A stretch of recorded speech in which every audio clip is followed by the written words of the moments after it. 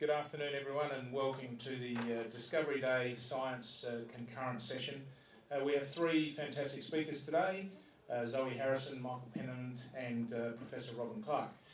My name is Paul Flynn. I'm the Chief Executive of the Hospital Research Foundation Group, and we're very happy to be supporting both Southern Adelaide Local Health Network and all of the speakers talking here today.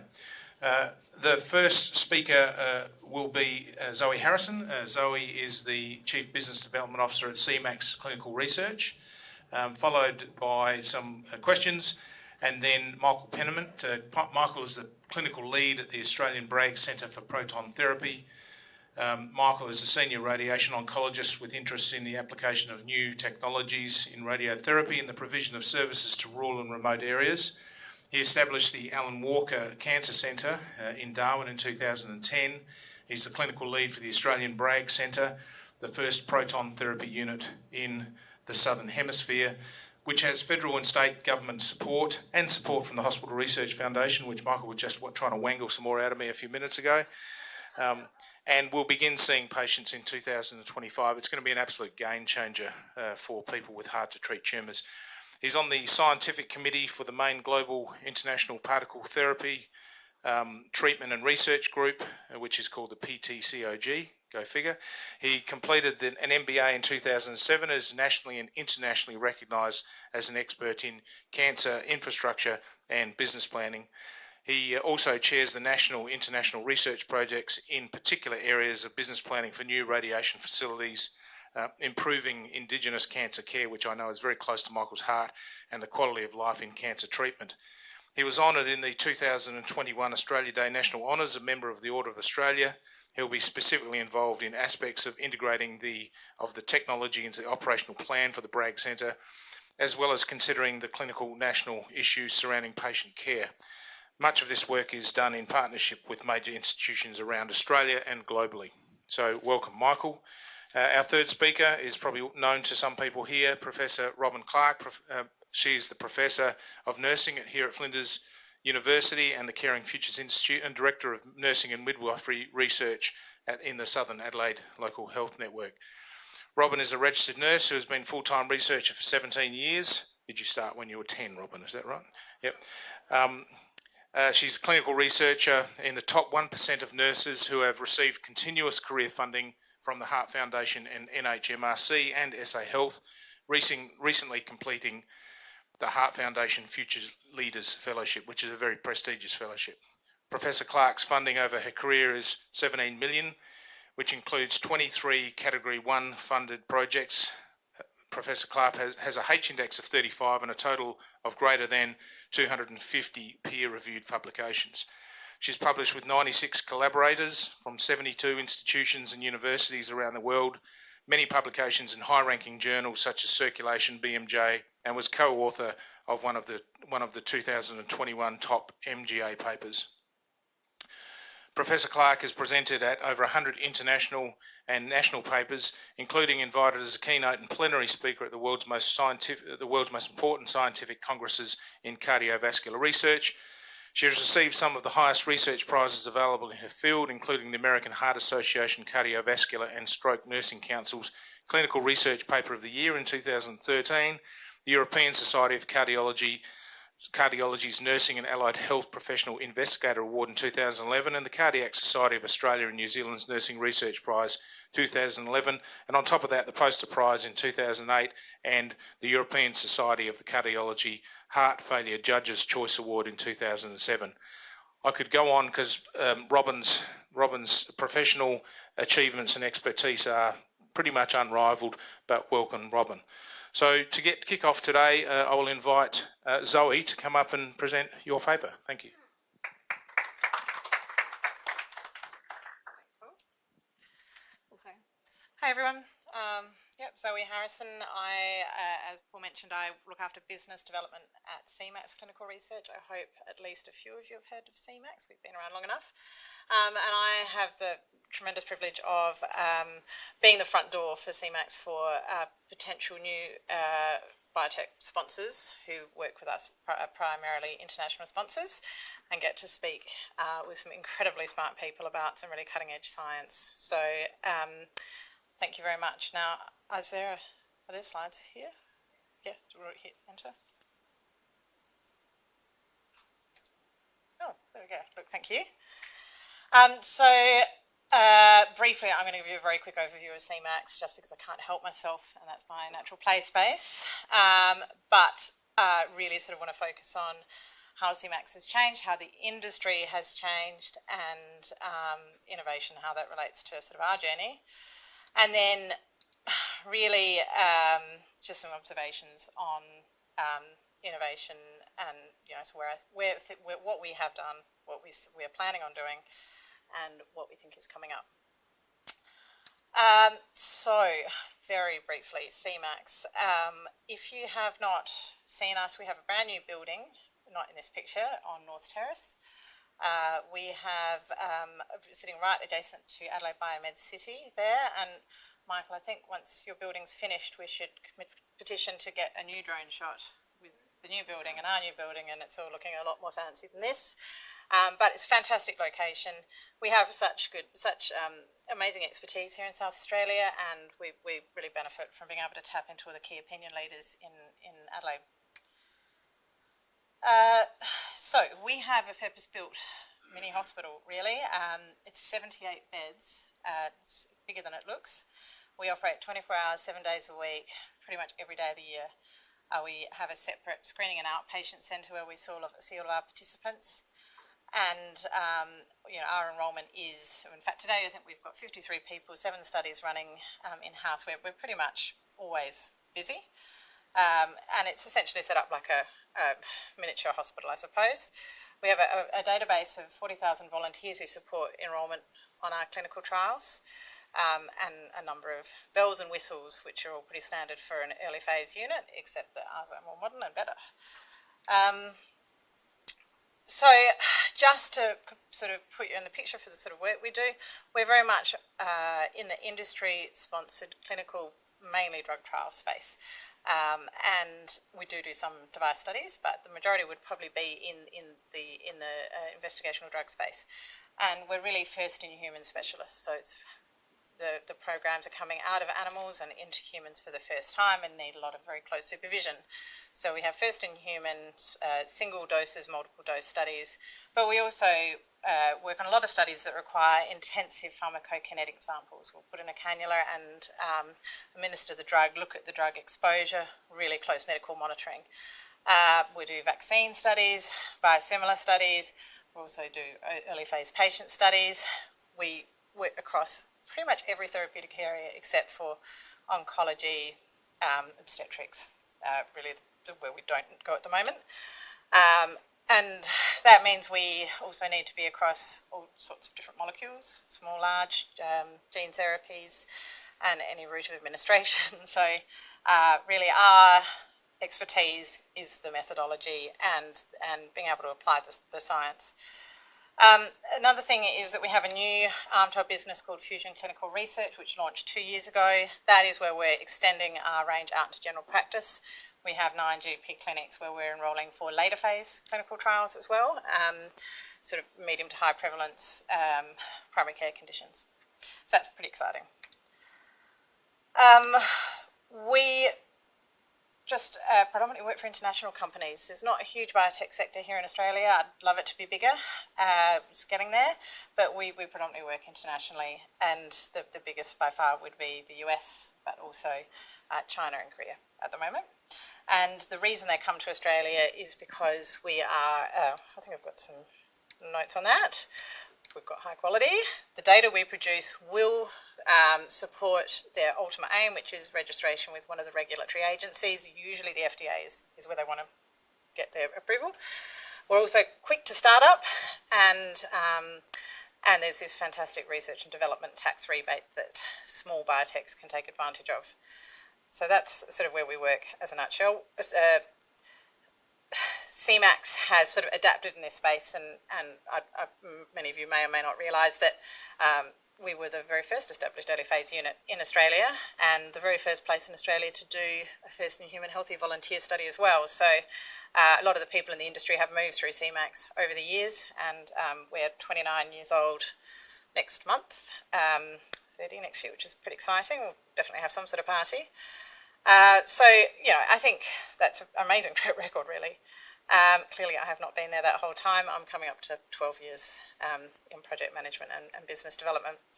We've had a few changes of owners, but it was initially started, and I suppose this is a story of innovation in and of itself, because we started as part of Fording Drug Company, which many of you may remember was a local pharmaceutical company. They were looking to conduct some bioequivalent studies for their own generic in-house programs.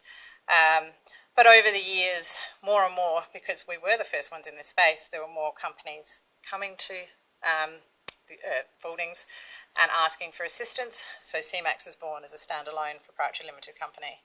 And then we've had changes of owners, but most recently, 5 years ago, we were bought by a Japanese group called IROM Group, and they have been fantastic for helping us invest for the long term, particularly in those facilities, which we're very proud of.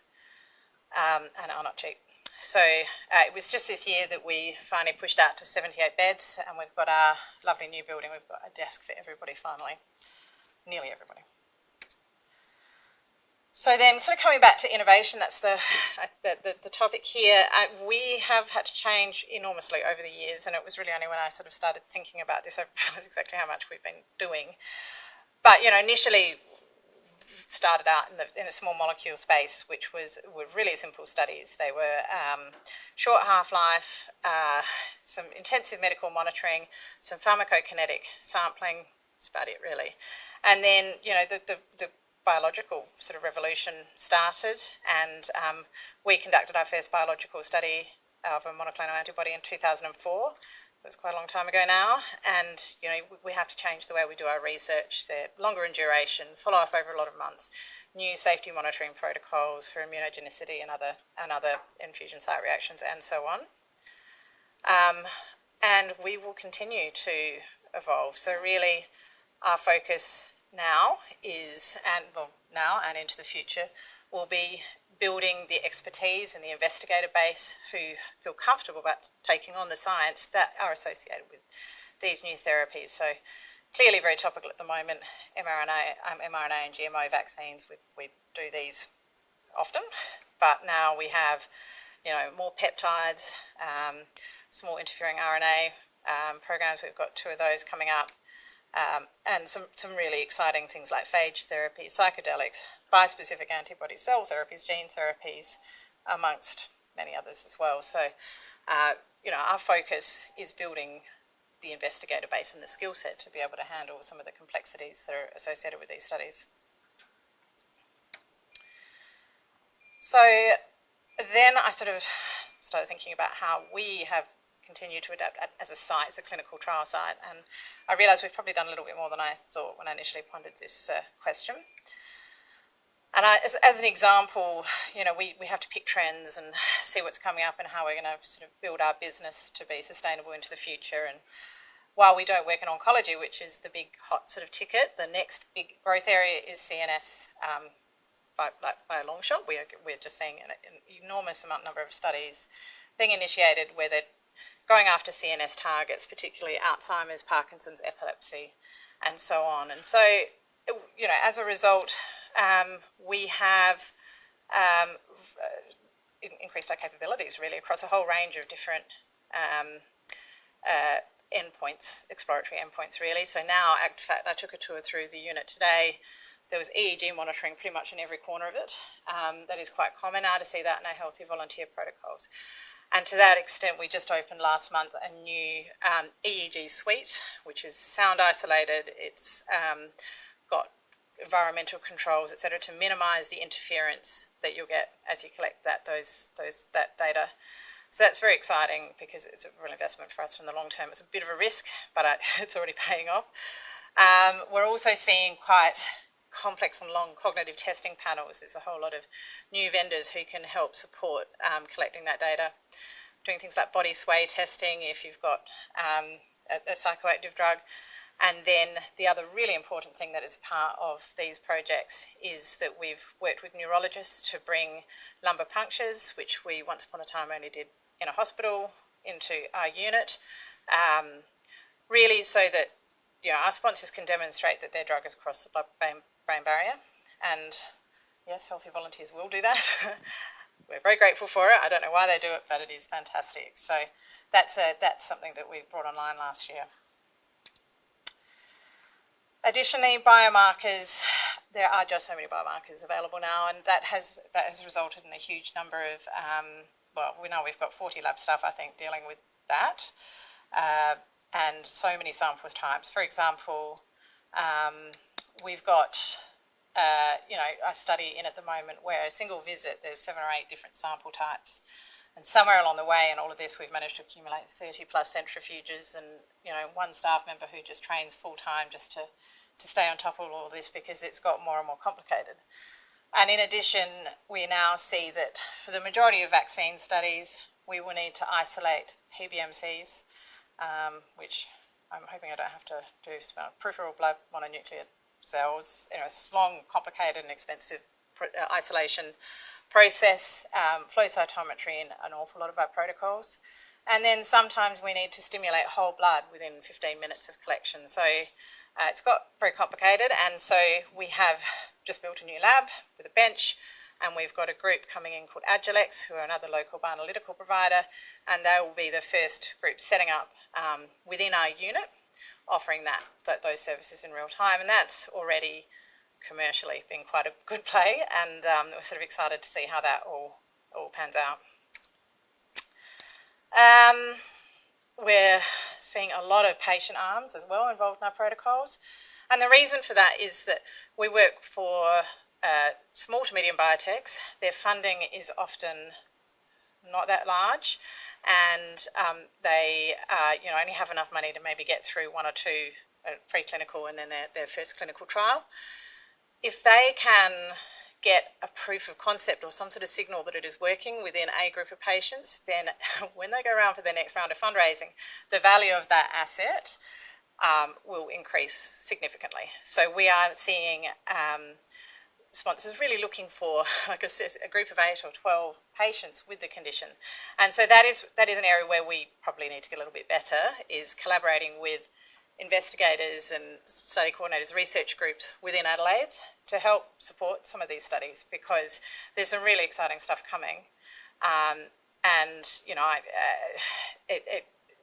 Investigators aren't always that keen to send their participants along for early phase trials, but there is an opportunity to engage in the later phase as well. So if anyone's interested, hit me up. I'm very happy to have further discussions in that area. So that's a big sort of focus for next year, I think.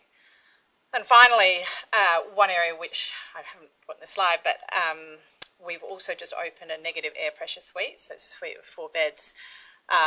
That is to support infection control, because COVID. But also we're seeing lots of nebulized drug administration. We're seeing inhaled drug administration, particularly looking at COVID treatments, for example. And so it minimises contamination in the local, to our staff, because of the cannula ports, exposure for everybody. It's also really good for GMO drug administration and gene therapy administration. So we're seeing a lot of it as well. So that's really exciting for us. Right. So I think you've probably seen the slide before. I think most people can relate to it. We can certainly relate to it. And it's really where we found ourselves, I would say, about a year ago. In fact, we've always been in that situation, but it hit a bit of a crisis point sort of during COVID, really. And the reason is that the borders closed, and we got busier because we didn't have COVID really here in Adelaide. Everywhere else there was COVID. International centres closed down. Clinical trials just got completely disrupted. They all flooded into Australia. We were like, well, we don't have COVID here. We don't have open borders, which is a bit of a problem because it was hard to get participants in. But, we were able to operate. What we couldn't get in were clinical CRAs, study monitors, to come and check data. We couldn't get our sponsors in. And, of course, they just wanted everything remotely. So suddenly we're in a situation where we had to basically employ 3 people full-time just to scan documents and upload data for people to remotely verify. And so very quickly it became digitisation of our workflows had always been on our to-do list. It just hadn't come off for a long time. But anyway, we had to do something about it. So we made the decision to take some pretty precious resource offline. So at the moment, if you haven't heard, there's a severe shortage of study coordinators, project managers in our industry. We had to take a couple of them offline and just put them full-time on transformation. And so that's starting to pay dividends. Now, we've made more progress than we have in the last 5 years, to be honest, and we've done that in about 6 months. Because CMAX operates very much like I like to describe it as part hospital, part hotel, part event management company. There are no off-the-shelf packages that we can use. Everything has to be custom built. Not everything, but most. So these guys are working on that full time. It's awesome. So for us, this involves electronic source data capture, no more pen on paper, and then having to transcribe it somewhere else. It'll go straight into the databases. We have a clinical trial management system, which is being built on a Salesforce platform, if anyone knows that. We've done the important thing first. We've branded it, Aero, and then it's being built after that. So that's to build a bit of internal excitement. We've had to build a purpose-built scheduler that tells us how many people are in house and what day and what studies so that we can work out how many doctors, nurses, and so on we need on any given day. We have started our first studies using electronic consent, which is very exciting, and telehealth visits to help improve the quality of our screening visits as well. And that's all happened just in the last 6 months. Certainly going to be seeing a lot more of that. And then, believe it or not, we still have to do a custom-built lab sample barcoding platform because for some reason we're different. But it's been really, really busy. But these are really going to set us up for the future. So finally, just a few extra thoughts on what happens next. This is from a McKinsey report, and I did write down the name of it, but I can't remember, but it's like what's next in biotech or something like that. And this is sort of the funding priorities. So you can see cell therapy, gene therapies predictably are right up there. It's not our natural play space, but we need to set up to be ready for them. In terms of the therapeutic areas, oncology is still massive, but yes, that neurological disorders, infectious disease models as well that we'll need to keep looking at. And then metabolic diseases as well. And in particular, when we work with our Chinese clients, that's a really big therapeutic area for the Chinese market. They have a very big problem with metabolic disease. And so we're actually building a database of people who have obesity and so on to help volunteer for our trials.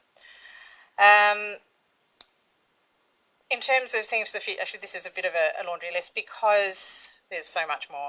But these are sort of hot topic things that we talk about in our industry all the time. Virtual trials, it keeps coming up. Not actually even having a sightless. And that's exciting. So essentially you have someone sitting in an office, doctor in the office as well, all telehealth, all patient electronic reported outcomes. From our perspective, that's not what we want because we're bricks and mortar, but it is something that we can't ignore. And we're also, we have we're increasingly using decentralized technologies where we will bring participants in, particularly in the community and GP, for the minimum number of visits, and then they can collect the rest at home. So that's very exciting. And that leads into the next point. Patient-centric trials is very much a buzzword at the moment, designing studies that fit the participants' lifestyles and treatment standard of care is appropriate for the standard of care, and then actually enrolling people who represent the final population to receive the medicine when it's finally approved as well, because diversity in clinical trials has been a bit of a problem. And then clinical trial recruitment platforms. So this keeps on coming up. There are so many recruitment providers now who aim to match patients to studies. Who would really like better access to patient medical records everywhere, I think, in order to do so. And I think there's a fair bit more to come in that space. That's quite exciting. That's really it. But yes, there will be more collaborations again. Come and talk to me if you've got any ideas. That's my job. But thank you very much. And it's a pretty picture of our new building if you haven't seen it on North Terrace. Thank you.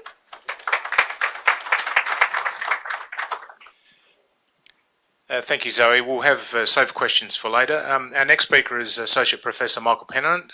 Michael is fairly well known in South Australia because he has been the driving force behind the development of the Australian Bragg Centre for Proton Therapy. The Hospital Research Foundation is very proud to be involved. I can tell you a little story. One of my colleagues walked into my office one day and said, I'm watching this live stream of Michael Pennant talking about the Bragg Centre. You should log on and have a look. And at the end of the session, Steve Wessling from SAMRI was chairing the session, and they opened it up to questions. And I said, well, how can we help?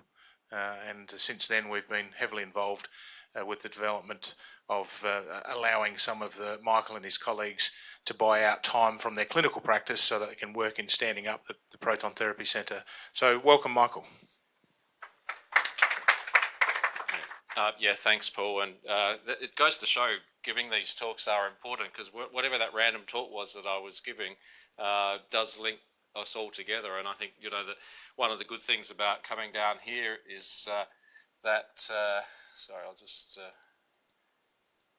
one of the good things about here, and I think that, you know, Zoe's presentation showed it as well, there's an awful lot happening in terms of building on North Terrace. But what I want to show you is, yeah, there's a new building that we're knocking up as well. But this is a national project. This is an international project. It's certainly, there's no question that Flinders and the southern area are well and truly going to be involved in this. And so let's take you through some things that are happening. And yeah, look, I think unfortunately CMAX didn't make that video either, but that's the building. I'll show you where we are as of yesterday. It's actually coming out of the ground. You can see SAMRI building there. There's the Royal Adelaide that we all know, and the other university buildings. And yeah, pretty dodgy looking old shop across the road. So that precinct just is changing amazingly all the time.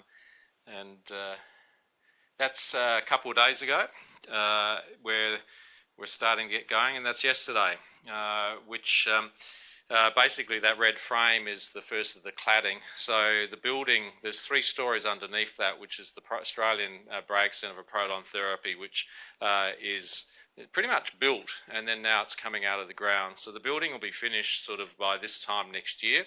And then we need essentially 18 months to commission the actual synchrotron and the things that will be delivering the radiotherapy. Enough of the buildings, the important things, what's going in it. And down in that bottom corner is you can see that is the synchrotron. It looks pretty innocuous. That's the particle accelerator, which will be driving out heavy positively charged particles, which get accelerated to 330 million electron volts, and then they go into using bending magnets into this fixed beam room, which we'll talk about a bit more, and then up to here, these 2 gantry rooms. Now, I don't know how many people know about radiotherapy, but in essence, what we do with standard radiotherapy is put a patient on a bed, looks like a CT, and we revolve a gantry around that, and we shine the x-rays in to the patient from a distance. And the principle is going to be the same, and there'll be some shots that will show that the actual treatment rooms look pretty similar. But behind that, the gantries to turn heavy charged particles are enormous. So it's like a 3-story building that's rotating around behind a wall that the patient doesn't see. And that's got to be millimetre accurate. So that's $15 to $20 million just in each of those gantries. So there's a lot going on. That's the gantry room, the synchrotron. The fixed beam room is going to be really important because I think that there's a lot of things I'm really proud about with the Bragg. It's certainly, there's now, I think, something of the order of 70 or more particle therapy centres in the world, but there's none that have a dedicated research facility within the centre. So that fixed beam room is going to have a beam that's going to be able to split the beam in 2, so that we'll have ability to treat a patient in the top part, but the beam also can be turned into a research beam area. So anything, I know down here at Flinders, Pam Sykes and her team's doing a lot of stuff with radiobiology. If you're looking at the radiobiology of what proton therapy does to tissues, there'll be time that you'll be able to use that research beam. There's even things as far and remote as space environment is a very proton-rich environment. So I know a lot of people like semiconductor manufacturers are very interested in replicating a space-like environment. And so NASA hires some beam time in some of my mates' places in the States. It's the same sort of thing will be available here. That's our unit. These are basically the electron magnets, the yellow things. The beam, essentially hydrogen atoms with the electron stripped, so positive charged particles get injected into that ray of magnets and get accelerated to 330 million electron volts, and then they're taken out of that synchrotron ring and directed towards the patient. So that's been assembled in Boston as we speak, and then it'll be shipped over here. This is a really critical, this is an old slide of mine, very old slide of mine, but I think it shows a couple of things that are really important. As I say, normally when we treat somebody with radiotherapy, if it was something like a tongue tumour, we'd be shining the beams in from the side. The radiation dose, if you can imagine that red line is the patient's surface. So the dose goes in, it gives off a lot of energy, and if the tumour was in this region here, we would treat with the X-rays very well, but things like spinal cord and bones and other critical structures would also get dosed as the beam exits through the body. Whereas with protons, this yellow peak is called the Bragg peak, and we have the ability to be able to work out when and how we can stop the beam. So basically the beam comes in and gives all its energy, and we know at a predetermined point nothing happens. That's the end of the energy, because these highly charged particles give off a massive amount of their energy at the end of their journey. Now, the other important factor about this, it highlights obviously why a proton therapy approach will be able to spare something like a spinal cord. But it can also spare things like salivary glands, it can spare critical bones that are growing in children, it can spare a pituitary gland which might be near a brain tumour.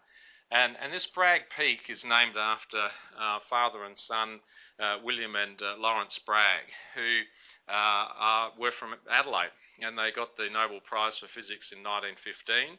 They went to school in Adelaide, they did their basic research, started the University of Adelaide, and then they went to the UK. And I think for everybody that's watching or listening or involved in research, I find that really fantastic that when they were young people doing their research, I'm sure it was clearly important, it got a Nobel Prize, but who would have known that in 100 and so years' time, the work that they were doing is actually curing people of cancer all around the world. And this slide, I've used this so many times that whenever I'm internationally saying something and I say about the Bragg and the Bragg Peak, and I say they're from Adelaide, everybody says, well, you have to have a centre there. I mean, it all started in Adelaide. So research really does go around.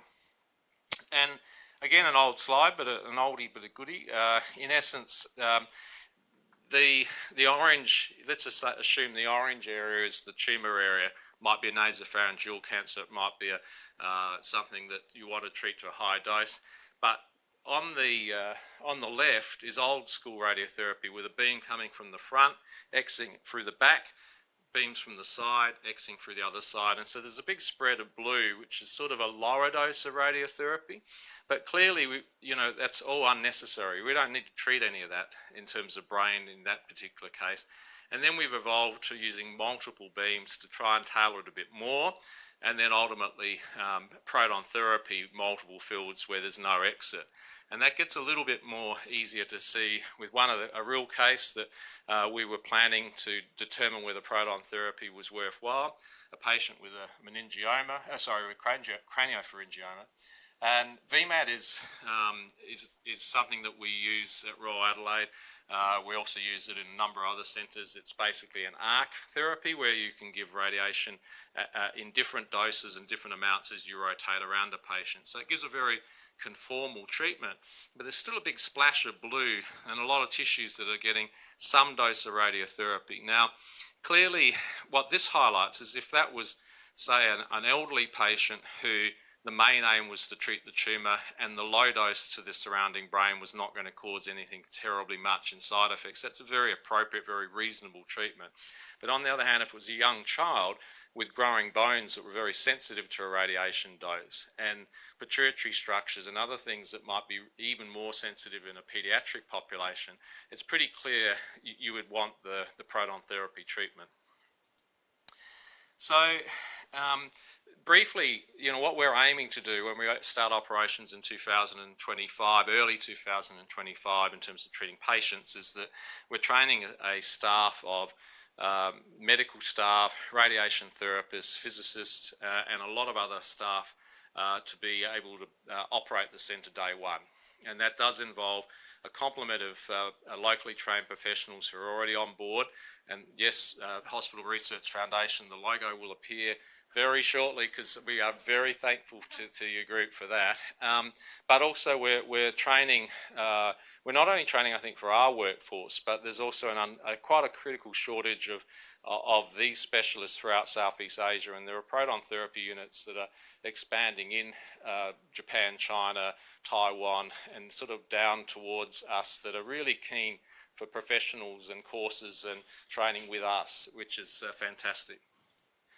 And yes, Hospital Research Foundation, basically our team that's I've listed there, all have fractional appointments thanks to the Hospital Research Foundation. They're all people that, in essence, I suppose the project, we know that ultimately once we're operational, we've managed to negotiate with the federal government that there'll be a Medicare item number for proton therapy, which is really good to have got that 2 years before you start. And so we know there's going to be a revenue stream to actually treat patients in the standard sort of way as part of the SAMRI running of the centre. But in the period up to that, it's like so many projects, you need seed funding to get things going. As I say, very thankful to our sponsors. Got a lot of research projects going. I'm going to concentrate just on the three that I've coloured. The comparative planning, database registry, and upright gantry, which I'll talk about. We're already having very regular meetings with all of our colleagues around Australia about optimal management of especially paediatric cases. So I think in anticipation of the BRAG, the project stimulated a lot of interest in terms of how will we treat somebody who comes to us to be seen today? Can we do better? Do we have to provide a case to the federal government to send them overseas for treatment? And also, how can we improve how we're treating patients with our existing capacities? This again, old slide of my colleagues here in Lee, which years ago we decided, I was very pleased to have got access to some software that allowed us to plan patients for proton therapy. I did that largely so that we could get a feel when we could train our staff as to what proton therapy looked like. But it's led to the point where the federal government now mandates that if somebody's going to be considered for proton therapy funding to go overseas, they need our group at the BRAG to provide that plan. I'll go past that a little bit. Again, this is just to highlight that you can get more conformal treatment with proton therapy than with our conventional radiotherapy. But it's not as easy as that. Sometimes it is as easy as that. That's clear. Proton therapy, no dose to the pituitary, no long-term use of pituitary hormones, $100,000 cost of life improvement, easy, thank you, proton therapy. Whereas other times it's more subtle. It might be that there's just a paediatric patient that might have salivary gland problems, but they'll be lifelong, or maybe a growing bone may not grow quite as well. And they're things that we're working on a lot of modelling to actually try and quantify what the difference in the treatment will be. And we, essentially any tumour that's close to something you don't want to treat is potentially something that we'd talk to you about in terms of proton therapy.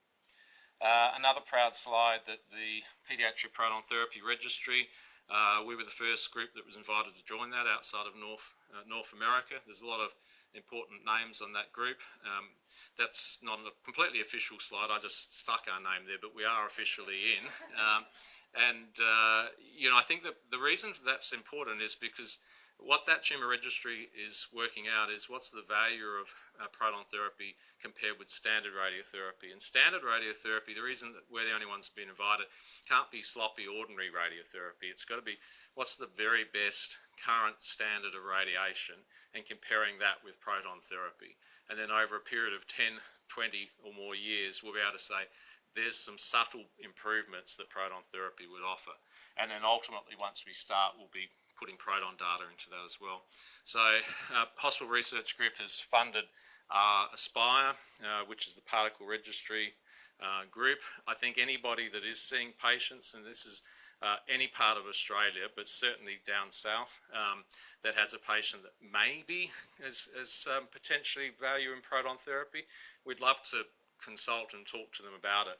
And that's not only Royal Adelaide, but there's also, I'm starting a new clinic at Noongar Hospital, so that all of those things are places that we can do that. That's what our room will look a little bit like, so probably a little bit more space age, but our actual room, the markups are like this. And so behind that hole there is the 3 stories of rotational gantry. So this is the Bragg Centre. This was a couple of months ago. This was yesterday. And that basically, if you can imagine, that is 2 metre thick concrete walls, of which an enormous rotating metal gantry will rotate in that, and then outside of somewhere in the mezzanine of that will be where the patient is, so they won't see any of this. On the other hand, the other thing that to mention is in that treatment, in the fixed beam room, is there a way we can avoid having to build those $20 million gantries? And we're looking at trying to get research funding of the order of about $5 million to look at a upright chair, and so the patient essentially sits in the chair, which is good for some patients that have trouble lying down, and the patient and the chair will rotate around. So if you can imagine, the beam just comes straight out of the wall, and that the patient rotates in the position that we want them to be in. Now that's not only good for patients that may have trouble lying down, but it's also good because it would spare the capital cost of building a new proton therapy centre. So a lot of places around the world that might not be able to afford that $20 million for a gantry might be able to afford that. We're looking at, as I say, undergraduate, graduate, PhD, masters and micro degree programs with the universities. That's all the universities. Clearly Flinders, UniSA and Adelaide, absolutely. We're doing a lot of stuff in terms of being able to contour those patient volumes is very, very labour intensive, but machine learning techniques that we're advancing through our group will be very important. We're having a number of our international colleagues come over and starting to do sabbaticals and other things with us. I've picked up the furniture.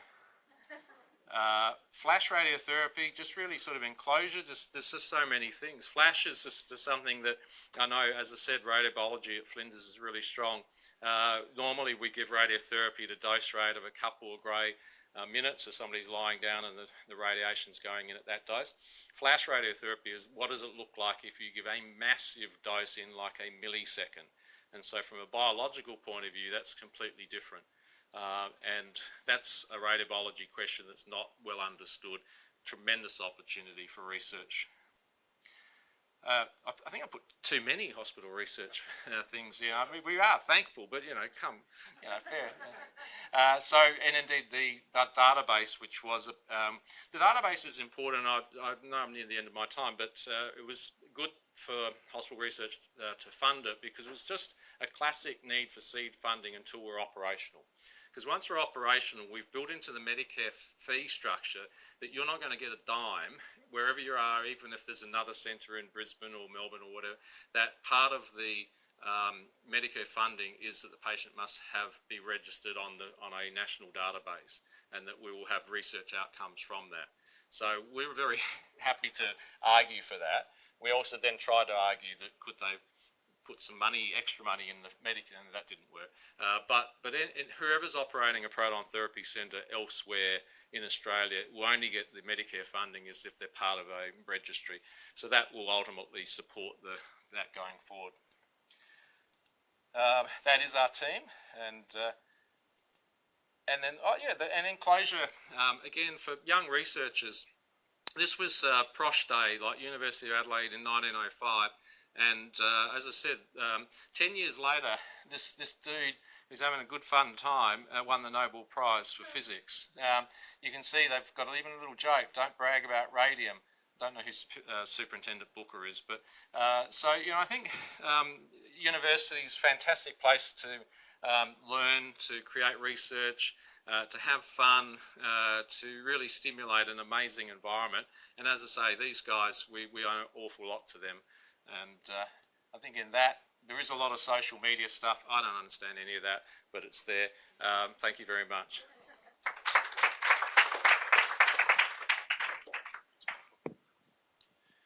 Thank you very much, Michael. And our third speaker, Professor Robin Clark. It's often said when someone goes into hospital and they get treatment, where do they get their best care? From the nurses. And so it's very important to finish off with the most important people. Thank you.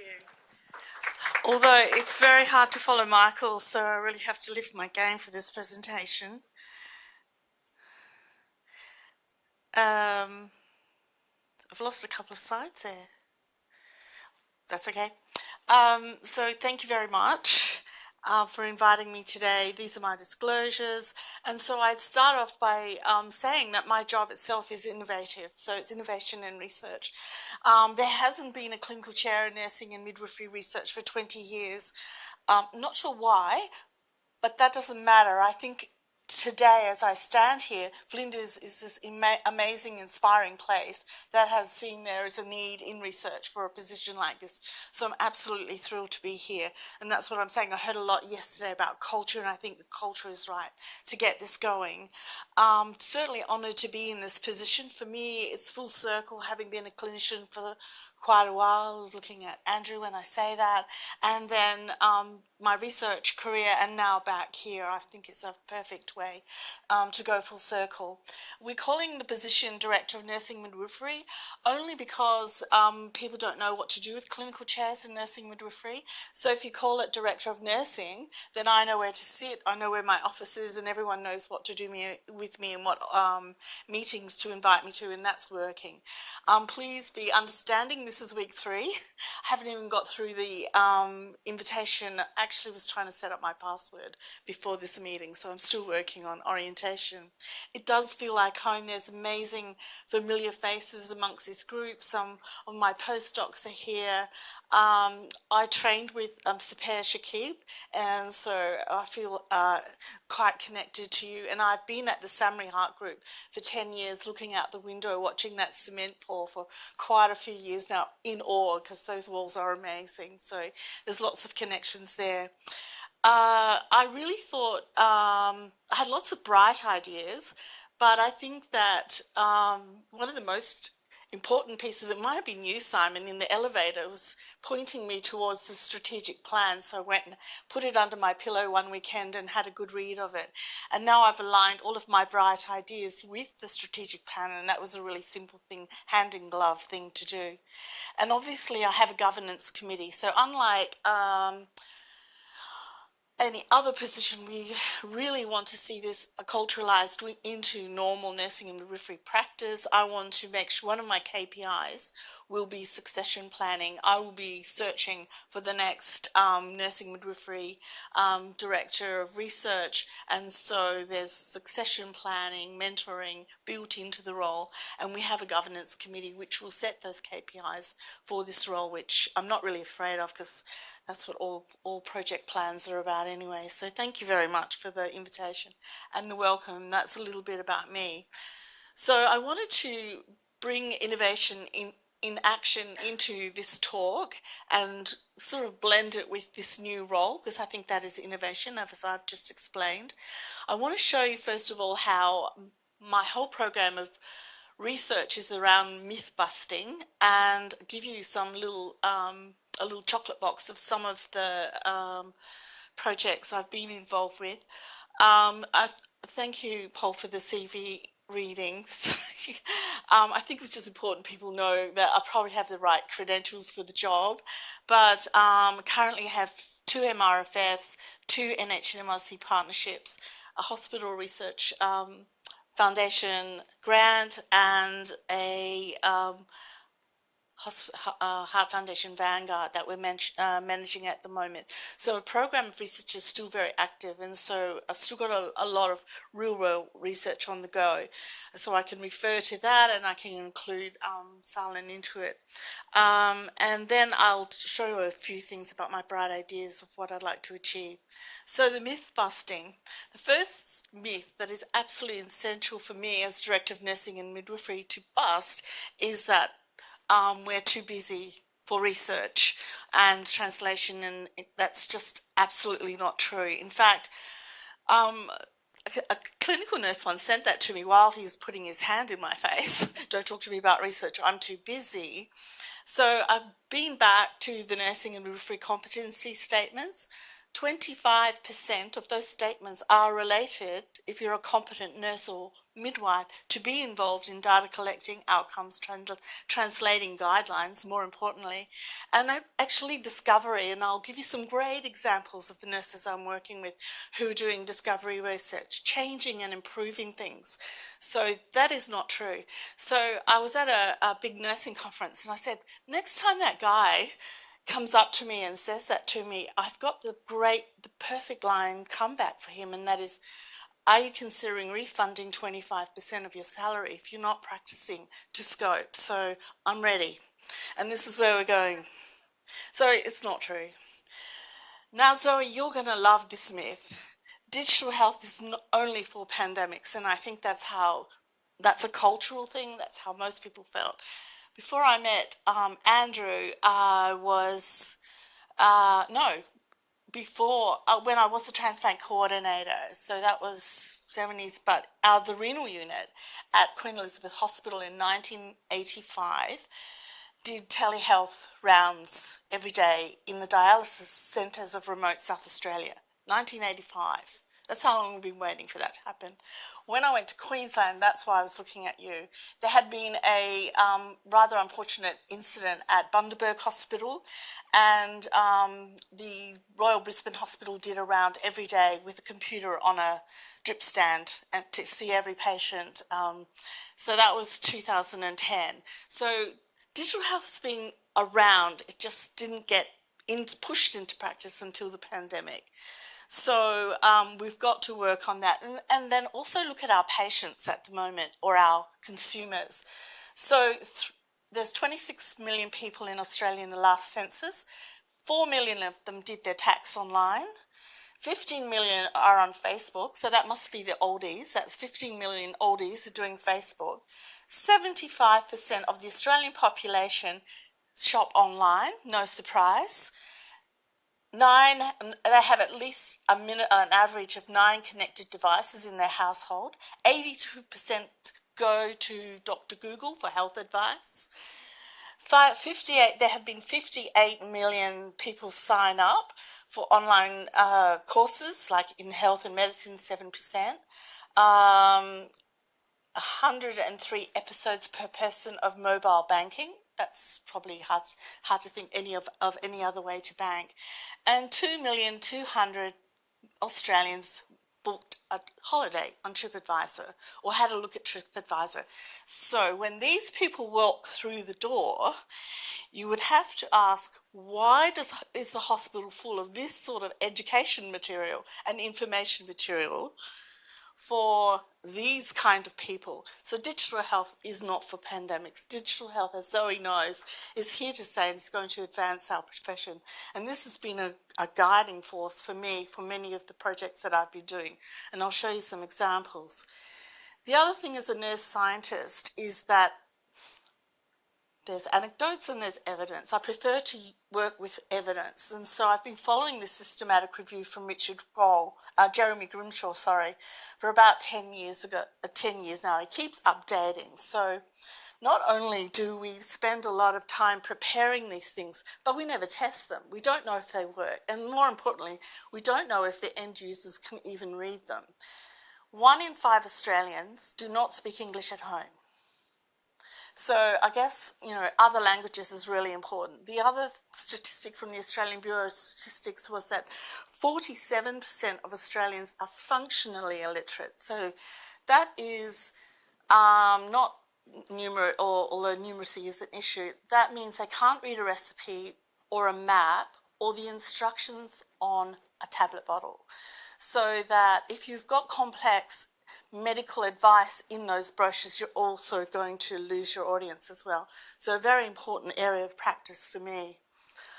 There's also another myth connected to this, and this is about people, old people won't be involved. Well, there's 15 million people on Facebook, and your kids will all tell you that that's not them. Looking at the age range for the Australian population, the baby boomers have just been outnumbered by the millennials in this census. So there used to be more baby boomers all through the generations. Yeah, watch out. So the builders are now between 78 and 97 years old, and I agree that there would be a low technology use, but I'm not going to generalise on that statement because the household numbers in Australia say 85% are connected, so there has to be some of this group here. But the boomers are connected, so don't generalise about boomers. When they walk into your clinics or the hospital, they are connected, and that's irrefutable. The other evidence I have is from a study when I was working in my PhD with Henry Crum from Monash. We looked at adherence and adaptation acceptance of elderly people to using telemonitoring. I telemonitored 600 rural and remote heart failure patients in all across Australia, actually.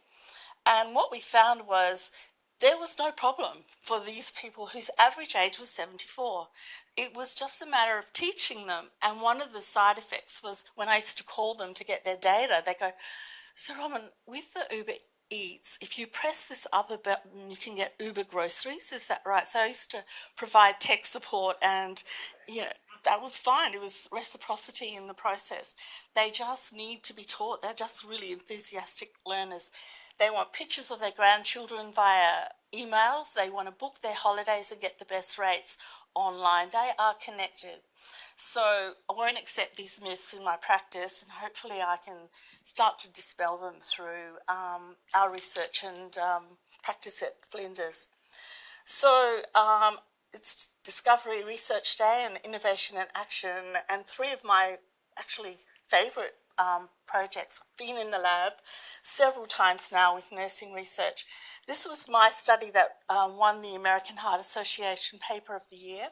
I was working with one of the world's most famous demographers, Graham Hugo, who's recently passed. And his lab was GISCA, the Geographical Information System Centre of Adelaide. Now, GIS, or Geographical Information Systems, is the precursor of AI, as far as I'm concerned. So what we did was measure the distance from every of Australia's 20,000 towns, population centres, to cardiac care before and after an event. So the before was to Bells and Whistles Centre, Cath Lab, etc., and then after was to what services you had in your population centre when you went home, and that would be a pharmacist, a GP, cardiac rehab, and pathology. Now, if you didn't have those things in your centre before you had your heart attack, that's a problem when you go back because there's nothing there to present your second cardiac event. So when we designed the algorithm, I had Derek Chu help me with that. We pressed the button for the GIS to do the calculations, and it would take the computer 24 hours to calculate all the algorithms of what distance, time it would take to get that person to the level A centre in Australia. And what we found at the end of that was there are 7 million people outside of the golden hour in Australia to get to the best medical care. And we also found that most people were within an hour's drive to get to the chemist or the blood test or the GP. But we also know from other research that 70% don't go. They don't get their scripts filled. They don't see their doctor as often as they should. So it wasn't geographical access for aftercare, but certainly is an influencer for acute care. We've spent the last 8 to 10 years looking at the relationship between that index and of accessibility and outcomes, and that has been fascinating.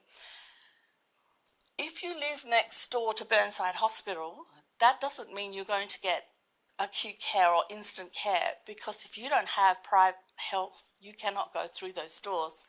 Conversely, if you live next door to Lyle McEwen Hospital, those folks did not have better outcomes being close to that hospital, and that was socioeconomics and education and understanding when you should go to hospital. And then interestingly, we compared data with the GGT, the Greater Green Triangle, Coonawarra, Mount Gambier, and they did all right, even though they were at distance to the bells and whistles cardiac centres. They seem to have the right amount of education and plans in place in situ, community support GPs. So that was a myth, an enigma that we sort of looked at that was really, really interesting as an outcome of our study. The next lab experience was with Mez, who's a fantastic PhD student who's just recently graduated, and he's been working on a 12-lead ECG T-shirt. And what I can say about that was even through the pandemic, he got through his PhD. And what we showed was non-inferiority to the Holter monitor. Watch out, because we might take the Holter monitor business out and take them out of business. So this T-shirt was fantastic. It was quite accurate. My job was looking at the 2000 ECGs that were generated, but that was really fun being in the lab and developing the e-textile technology. And finally, my current PhD, Frank, that's a pretend photo of Frank looking at the scaffolding of the diabetic foot holder technology that he's using from Novosorb. But one of the most important things about Frank, he's a nurse practitioner from Flinders Medical Centre, outstanding practitioner. He and Anita are the first of a generation of industry-funded PhDs that I'd like to see an army of in Flinders. You know, my aim is to have 10 in the first year and 100 by the end of 5 years. Polynovo, and Frank's a good negotiator. Frank, as a nurse practitioner, has actually managed to get Polynovo to sponsor his salary during his PhD. So Frank has not gone on to a Heart Foundation $40,000 a year scholarship like I did. He has maintained his full NP salary. He's doing 2 clinical days a week, and the rest is supported by Polynovo. So this is a great model that we can implement if we can get enough industry partners on board, and can't wait to see more of those. Translation Science running a $3.2 million translation project with NHMRC, and that's to implement evidence into practice for country cardiac rehab. For clinical trials, this is building on my myth number two about digital health. We've converted a whole lot of patient information education into avatar apps. They run for about 10 minutes each. They teach using pictures and vision, and rather than words and text, etc.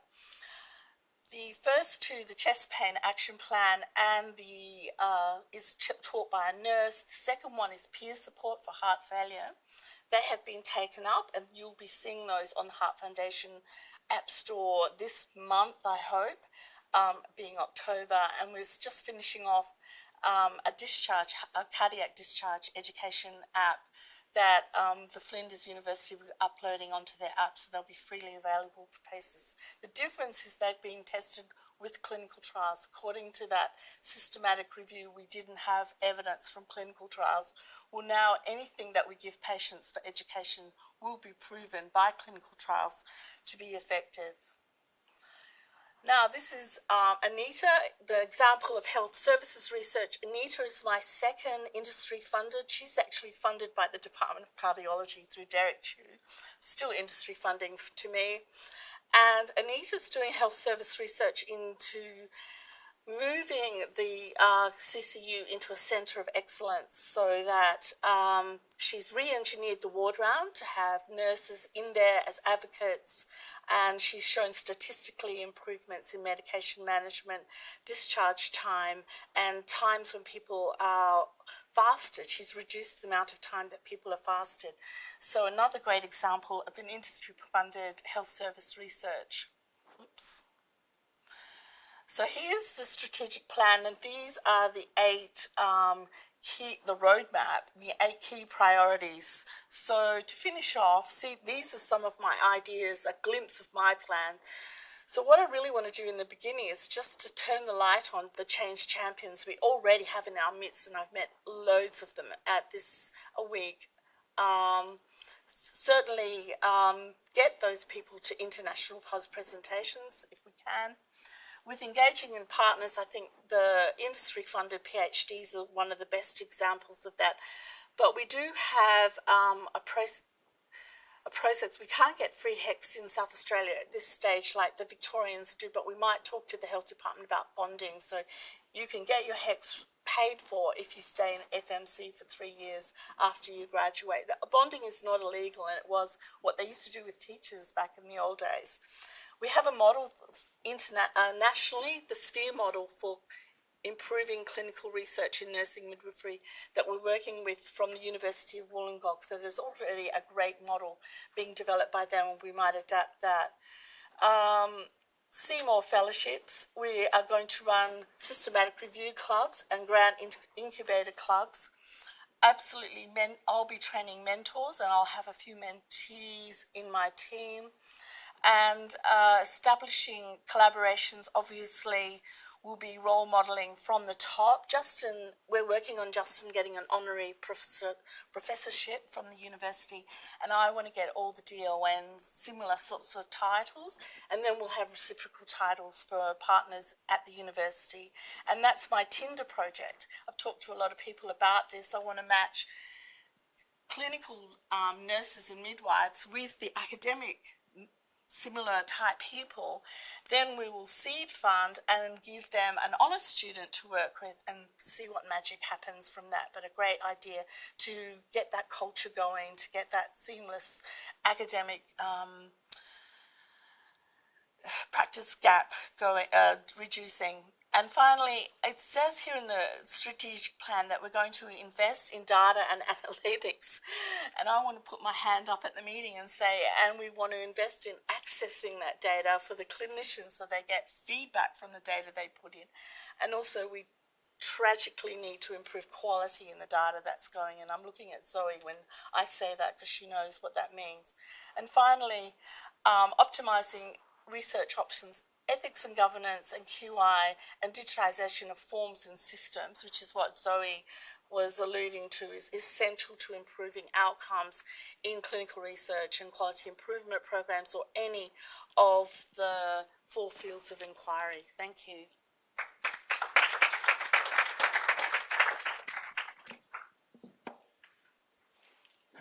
Thank you, Robin. We might ask Michael, Zoe and Robin to jump up here on these stools and we'll get a few questions going.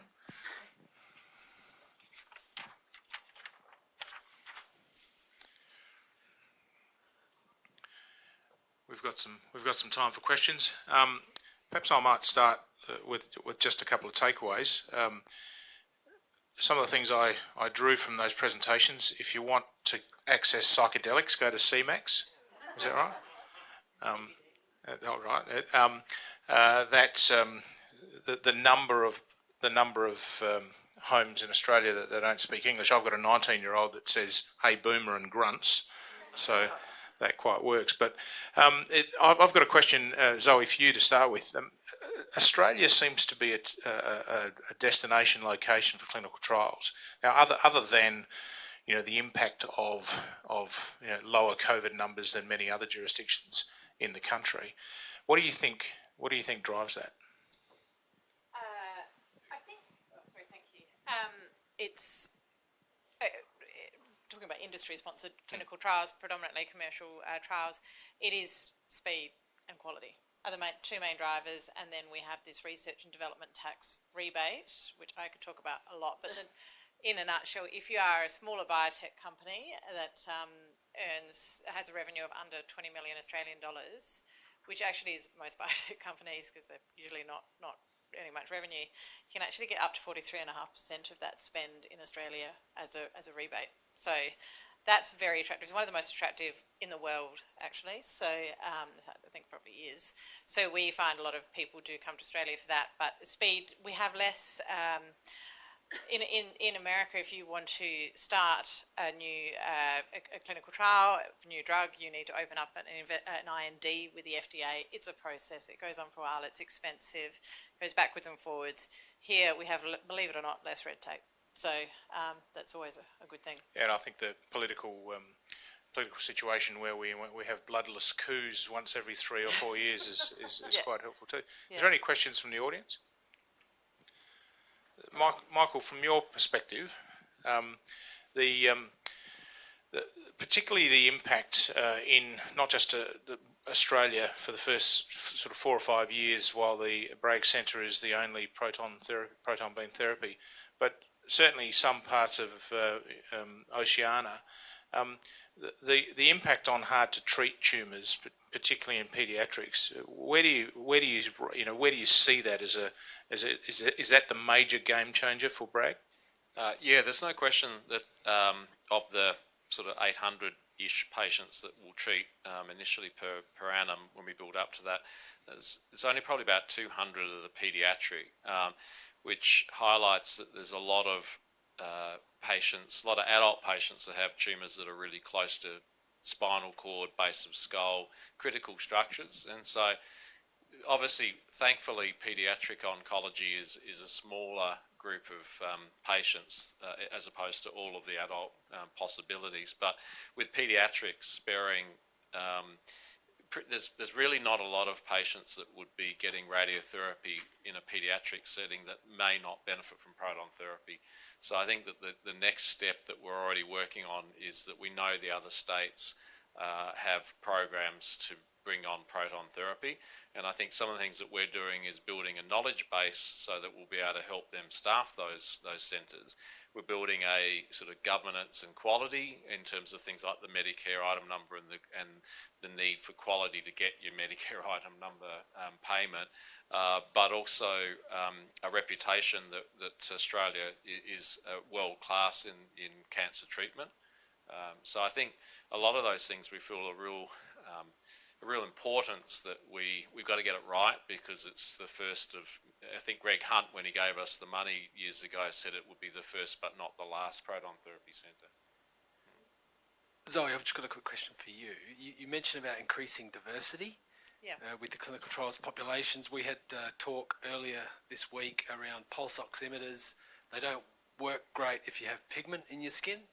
So that's an example of where diversity is critical for effective clinical performance. So can you talk about any strategies you have for diversity? It's an area to work on.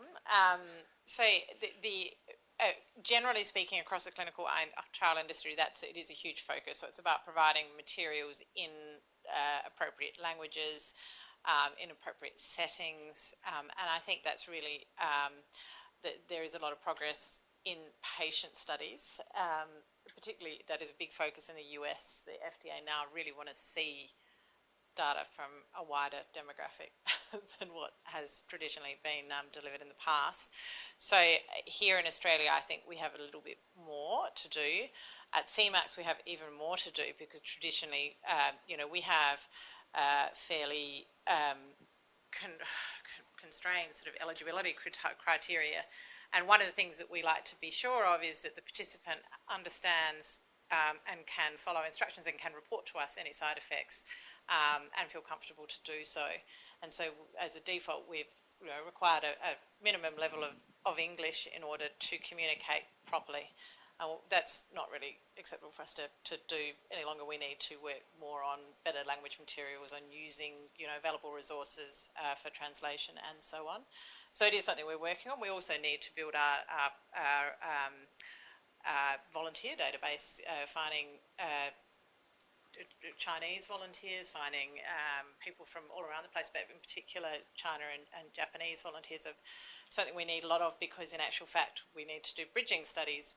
Different ethnicities will metabolise drugs in different ways, and different regulatory agencies will want to see data in that target population. So, Simon, we haven't quite got there yet, but we're working on it. We know what we need to do. Yeah. And Robin, you touched on health literacy in your presentation. From where we sit as the Hospital Research Foundation, we see it as one of the great barriers to accessing healthcare that's already there. What do you think? What do you think are the next steps forward in more community benefit health literacy? Oh, great question. Thank you very much. And just to make sure everyone's clear, the professor of physics at Flinders University may not know a lot about cancer. That's health literacy, as opposed to reading and writing and maths. So health literacy doesn't necessarily mean that you don't know how to read. It's just that you don't understand proton therapy and how it works and why you're having it. So that's a really important question. And one thing that we've discovered, but that we've utilized in the last 5 years is consumer co-design for clinical pathways, for research, for everything. Those apps were all co-designed by patients and consumers, the end users, and they told us exactly what the images should look like, what the words should look like or sound like, what pictures we should use. So if you want to communicate with the end user, why don't you ask the end user what works for them? So that's been one success that we've had, and that's Australian National Quality Standard number 2, co-design for clinical pathways research and anything that's involved with consumers. So Michael, I've got one for you as well. With the Bragg Centre North Terrace, where does research fit into the overall structure of the, I think it's 9 stories, is it? Well, the whole building's 13, and there's ours is but the bottom 3 floors, and there's certainly, as I say, there's a clear connection in terms of there's a room that will have access to the proton beam, and so you can do all sorts of research studies with that. But it's beyond that in terms of there's also potential funding for what we're intending to be called the Bragg Comprehensive Cancer Centre, and that's going to be 3 or 4 floors above that, which the remit for that is very clearly to link our work with proton therapy, but also work with Indigenous communities and to link the Northern Territory. So a lot of the work that we've been doing over many years in terms of a lot of cancer-related activities through Northern Territory and South Australia will be linked through the BCCC. But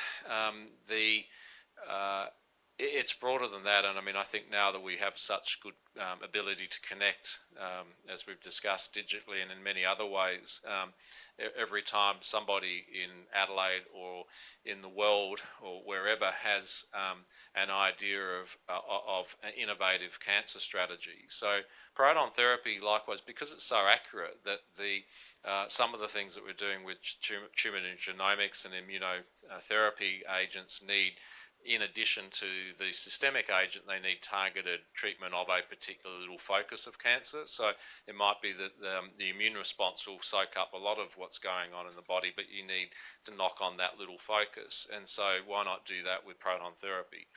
So there's going to be a lot of ability to work. And a lot of that's going to be in the building, but it's not limited to that. Actually, can I ask Zoe a question? You mentioned no oncology trials. Is that just because that's at the moment that's how it is, or? Yes, we were doing oncology trials. So we didn't do a lot of oncology trials. Then we were doing some oncology trials with one of the investigators from down here, Dr. Kishina Dase, up until probably from 2018 to 2020, thereabouts, till just pretty much the pandemic. We made a strategic decision, our CEO did, that we would discontinue that simply because we couldn't maintain. We needed. It took a lot of resources, doctors, nursing, and it was difficult for us to find enough staff to do our other work as well. So it was one of those situations where that we either had to expand it and really dig in, get more cytotoxic nurses, that sort of stuff, or leave it off. And Dr. Kishinada set up down here at Flinders Private, took a couple of our team down there as well, and that's worked out well. So I think we have to be careful that we're not trying to be all things to everybody, and that was just one of those strategic decisions. It's not forever. One day, hopefully, we'll do more, but just not for now. Can I ask Michael a question? I saw the word toxicity on yours, and I've done a lot of work in cardiotoxicity. What is the cardiotoxicity of proton therapy? I haven't seen a lot of literature about it. One of the key things that the Medicare item numbers that we've got on very, very specific disease-based areas, but one of the big things is left-sided breast cancer, and left-sided breast cancer, there's a lot of ways that with radiotherapy you can spare the cardiac shadow with breath holding and all sorts of really good techniques, but there's Swedish data that says about 5% of all women with breast cancer, left-sided breast cancer, would benefit from proton therapy to be able to ultimately spare all the cardiac shadow. So that's one example of something which immediately doesn't fit with the skull base, or gee, that person will have a deformed face, or that person will die. It's a long-term toxicity, and as I say, really good radiotherapy for most women with left-sided breast cancer will give them a very minimal risk of cardiac morbidity, but not everybody. And so that's definitely something. I'm on the advisory board for the BCNA, and I've certainly that consumer group, I've been alerting them to the fact that, ultimately, we don't want to open a Pandora's box if there needs to be a Medicare item number for everybody with breast cancer, because then that would be thousands upon thousands, and it's also not using the technology properly. Does that sort of answer the question? Yeah, you'll be collecting the data anyway. And we're collecting the data, absolutely. I don't think we know what we don't know yet, so I think if you collect the data, you'll know more from your data. Absolutely, I think that's the registry that we've started, and the North Americans were very good with their registry. They set it up really to try and prove those sort of grey area cases where they found, especially in paediatrics, that they weren't getting easy access to insurers to say, okay, we'll fund that person. But then over a period of 10 years, they had enough data from the registry to say, okay, it's not death or living, it's long-term toxicity in this way, which is morbidity we can quantify. We have time for one more question from the boss. Okay, look, I'm really sorry. I got called out to something, so I've got more than one question, but I don't know what the question is like. But I did want to ask a question about the CMAX component, if I could. So, I was involved in some research some years ago, and we were looking at a drug which had had very interesting results in our animal research, and we wanted to go to sort of first in man with this. But we didn't really know, we sort of made it up as we were going along on that pathway. What would we have to do to have a safety check? How would we progress through that? Now, so I guess I'm wondering, that's not really part of your core business, but in part of the development of researchers here, do you see that as something that you can help people, give them direction with? Are there pathways there?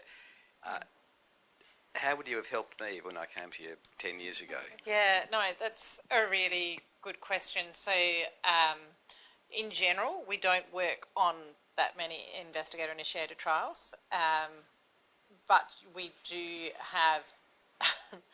We're pretty keen to see the South Australian,